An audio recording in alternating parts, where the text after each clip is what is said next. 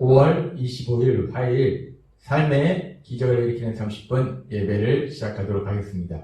하나님께서 오늘 우리에게 주신 말씀은 사무엘상 15장 1절에서 3절까지 말씀입니다. 이 말씀 제가 봉독하도록 하겠습니다. 사무엘이 사울에게 이르되 여호와께서 나를 보내어 왕에게 기름을 부어 그의 백성 이스라엘 위에 왕으로 삼으셨은즉 이제 왕은 여호와의 말씀을 들으소서. 만군의 여호와께서 이같이 말씀하시기를 아말렉이 이스라엘에게 행한 일 곧 애굽에서 나올 때에 길에서 대적한 일로 내가 그들을 벌하노니 지금 가서 아말렉을 쳐서 그들의 모든 소유를 남기지 말고 진멸하되 남녀와 소아와 젖먹는 아이와 우양과 낙타와 나귀를 죽이라 하셨나이다 하니. 아멘. 오늘도 이 시간 우리를 사랑하시는 하나님께서 말씀하시기 전에 잠시 기도하는 시간 갖도록 하겠습니다. 하나님 아버지 감사합니다. 오늘도 저희를 사랑하신 하나님을 만날 수 있는 이 예배의 자리로 저희를 불러주시고 오늘도 하나님께서 저에게 주신 말씀을 듣게 하시니 감사합니다. 아버지 하나님, 오늘도 말씀을 통해서 우리가 믿는 하나님, 그 하나님이 어떤 하나님이신지를 믿게 하시고 그 믿음을 통해서 하나님의 하신 그 놀라운 역사들, 그 기적을 풍성히 체험하는 저희 모두가 될 수 있도록 은혜 베풀어 주옵소서. 예수님의 이름으로 감사하며 기도드리옵나이다. 아멘. 오늘 우리가 읽은 말씀에 보면은 하나님께서 사무엘 선지자를 통해서 이스라엘 왕인 이 사울에게 명령을 내리십니다. 하나님께서 사울을 통해서 어떤 명령을 내리시는가? 사무엘상 15장 2절과 3절은 이렇게 말씀합니다. 만군의 여호와께서 이같이 말씀하시기를 아말렉이 이스라엘이 행한 일 곧 애굽에서 나올 때에 길에서 대적한 일로 내가 그들을 벌하노니 지금 가서 아말렉을 쳐서 그들의 모든 소유를 남기지 말고 진멸하되 남녀와 소아와 젖먹는 아이와 우양과 낙타와 나귀를 죽이라 하셨나이다 하니. 지금 하나님께서 사무엘 선지자를 통해서 이스라엘 왕 사울에게 주신 명령은 아말렉을 쳐서 진멸하라 라고 말씀합니다. 아말렉을 쳐서 진멸하는데 지금 아말렉과 싸워서 단순히 승리를 이루는 것이 아니라 그 군인들만 다 죽여버리는 것이 아니라 어린아이 그리고 젖먹는 어린아이까지 죽이라 라고 명령하십니다. 우리가 하나님께서 우리에게 주신 말씀인 성경의 말씀을 읽고 묵상하다 보면 그 많은 말씀들 속에서 하나님의 놀라우신 사랑을 우리가 체험할 수 있어요. 근데 어떤 말씀들은 우리의 상식으로 도저히 이해하기 어려운 참 난감한 그런 말씀들이 있습니다. 근데 오늘 우리가 읽은 말씀이 바로 그런 말씀 중에 한 부분이에요. 지금 하나님께서 아말렉을 진멸하라 라고 말씀하셨는데 거기 보면은 그들이 기르는 가축까지 다 죽이라. 더 나아가서 아이들까지, 더 나아가서 젖먹는 아이까지 죽이라 라고 명령하십니다. 우리가 이 말씀을 들을 때 참으로 이해하기가 어렵습니다. 하나님께서는 모세에게 말씀하실 때 우리가 믿는 하나님이 어떤 하나님이신지 이렇게 말씀하셨어요. 출애굽기 34장 6절 말씀. 여호와께서 그의 앞으로 지나시며 선포하시되 여호와로라 여호와로라 자비롭고 은혜롭고 노하기를 더디하고 인자와 진실이 많은 하나님이라. 그렇습니다. 우리가 믿는 하나님은 지금 이 말씀처럼 자비롭고 은혜롭고 인자와 진실이 많으신 하나님, 노하기를 더디하시는 하나님, 사랑의 하나님, 선하신 하나님이시라는 거예요. 그런데 그렇게 사랑의 하나님이시고 선하신 하나님이신데 아말렉에 젖먹는 어린아이까지 다 죽여버려라. 우리가 이 선하신 하나님과 젖먹는 어린아이까지 다 죽여버리라는 이 명령과 이것이 서로 어울리지 않기 때문에 우리 생각에는 참 난감한 말씀이에요. 이해가 되지 않는 말씀입니다. 그래서 우리가 이 부분을 생각하기에 앞서서 먼저 그러면 왜 하나님께서 아말렉을 진멸하라고 말씀하셨는가? 그 이유에 대해서 성경은 분명하게 말씀하고 있습니다. 사무엘상 15장 2절은 이렇게 말씀합니다. 만군의 여호와께서 이같이 말씀하시기를 아말렉이 이스라엘에게 행한 일 곧 애굽에서 나올 때에 길에서 대적한 일을 내가 추억하노니 라고 말씀합니다.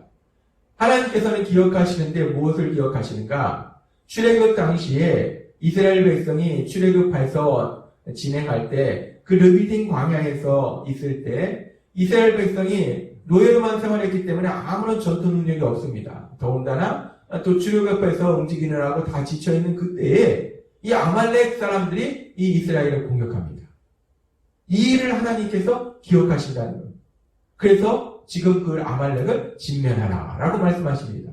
근데 아말렉은 이때만 이스라엘을 힘들게 한 것이 아니라 사사기에도 보면 수시로 이스라엘을 공격해서 이스라엘 사람들을 힘들고 고통스럽게 만듭니다.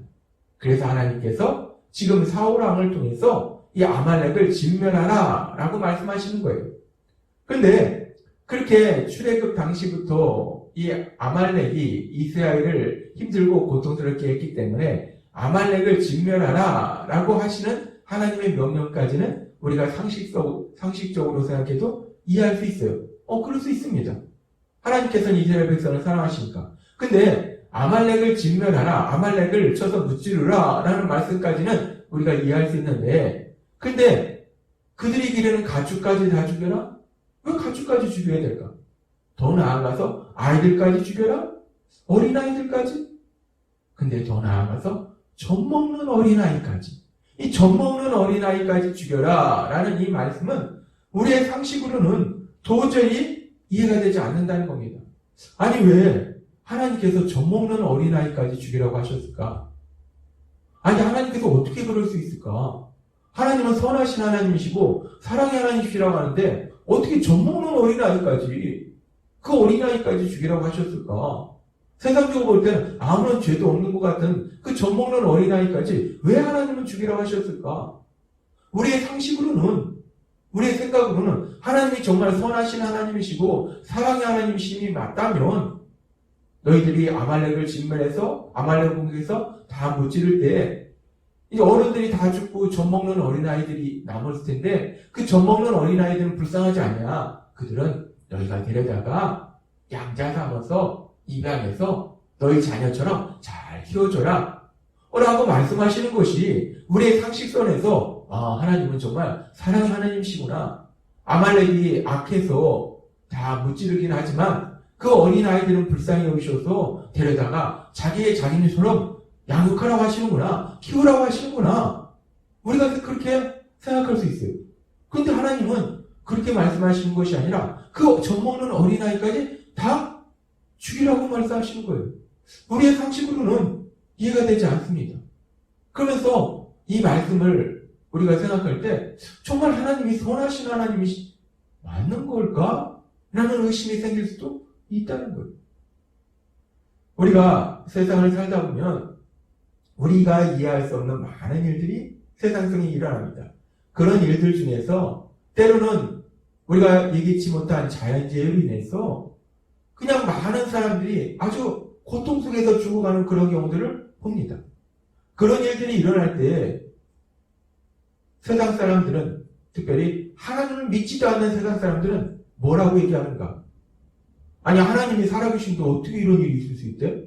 하나님은 선하시다며. 선하신 하나님이 왜 죄도 없는 사람들을 저렇게 비참하게 처참하게 고통 속에서 죽어가도록 하신대? 하나님이 선하신 거 맞아? 그들의 생각에 세상적으로 볼 때 아무런 죄도 없는 사람들이 갑작스러운 자연재해로 인해서 고통 속에 죽어가는 그 모습을 보면서 하나님이 선하시다면 왜 이런 일을 허용하셨냐? 라고 그들이 묻는다는 겁니다. 하나님이 선하시다면 왜 죄 없는 사람들을 저렇게 죽게 하셨을까? 라고 그들이 말합니다. 근데 하나님을 믿지 않는 세상 사람들뿐만 아니라 하나님을 믿는다고 하는 우리들도 때로는 삶 속에 힘들고 어려운 일을 만나면 그 마음에 의문이 생겨요. 의심이 생겨요. 하나님이 정말 사랑의 하나님이심이 맞는 걸까? 하나님이 정말 선하신 하나님이 맞는 걸까? 선하신 하나님이 왜 하나님을 믿는 우리의 삶 속에 고통을 주시는 걸까? 하나님이 정말 선하신 하나님 맞는 거야? 라고 그렇게 의심하는 경우도 있다는 겁니다. 그렇습니다. 오늘 말씀처럼 우리가 성경의 말씀을 읽을 때, 지금 오늘 말씀처럼 아말렉을 다 무찌르라 라는 말씀까지는 이해되는데, 아말렉의 젖먹는 어린아이까지 다 죽이라? 이 말씀을 우리가 읽고 묵상하면서 하나님이 정말 선하신 하나님이실까? 라는 의문이 생길 수 있다는 거예요. 세상에 갑작스러운 재해로 인해서 세상적인 눈으로 봤을 때 아무런 죄도 없는 사람들이 고통 속에서 죽어가는 모습을 보면서 하나님이 정말 선하신 하나님이실까? 라는 의문을 가질 수도 있다는 겁니다. 믿음의 삶의 삶 속에 힘들고 고통스러운 일을 만날 때 하나님이 정말 선하신 하나님이실까? 사랑의 하나님이실까? 라는 의문을 갖기도 한다는 겁니다. 그렇습니다. 우리가 세상을 살다 보면 우리의 상식으로, 우리의 생각으로 도저히 이해되지 못하는 일들이 있어요. 우리가 성경을 읽을 때도 도저히 이해되지 않는 말씀들이 있습니다. 하나님은 분명히 사랑의 하나님이시고 선하신 하나님이시라고 말씀하시는데 세상에 일어난 일들은, 그리고 성경에 기록된 말씀을 보면 정말 선하신 하나님이신 맞는가, 사랑의 하나님이심이 맞는 것인가 라는 의문이 드는 그런 말씀들도 있고 상황들도 있다는 겁니다. 분명히 있습니다. 그런 말씀도 있고 그런 상황도 있습니다. 그런데 하나님은 오늘 우리에게 다시 한번 분명히 말씀하실 때, 분명히 우리의 상식으로는, 우리의 머리로는 이해할 수 없는 그런 상황들이 있을지라도 분명한 진리는 하나님은 선하신 하나님이시라는 거예요. 하나님은 언제나 선하신 하나님이시라는 겁니다. 단지 하나님은 신이시고 우리는 피조물이기 때문에 우리가 그 하나님의 선하신 뜻을 온전히 알지 못하기 때문에 우리는 당장 우리 눈앞에 보이는 것만 보고 그것만 통해서 알지만 하나님은 모든 것을 알고 계시기 때문에 그 하나님의 선하신 뜻을 우리가 온전히 알지 못할 뿐이지 하나님은 언제나 선하시다는 겁니다.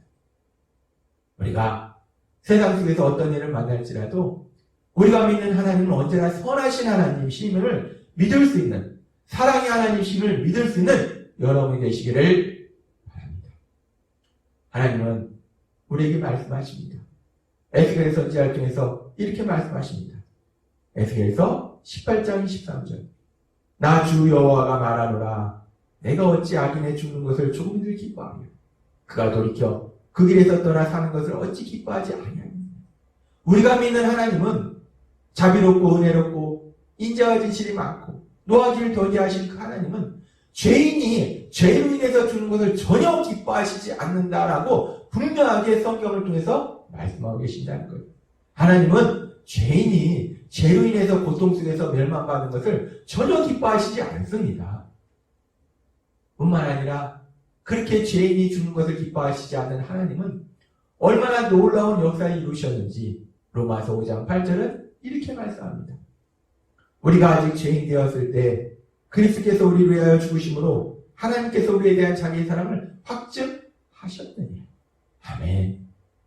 성경은 놀라운 말씀을 합니다. 하나님은 죄인조차도 그 죄로 인해서 죽는 것을 기뻐하시지 않기 때문에 그 죄인을 불쌍히 여기셔서 독생자 예수님을 십자가 죽으심에 내어주심으로 인해서 우리를 얼마나 사랑하시는지, 우리가 죄로 인해서 죽지 않고 죄사함 받을 수 있도록 구원의 길을 열어주셨다는 거예요.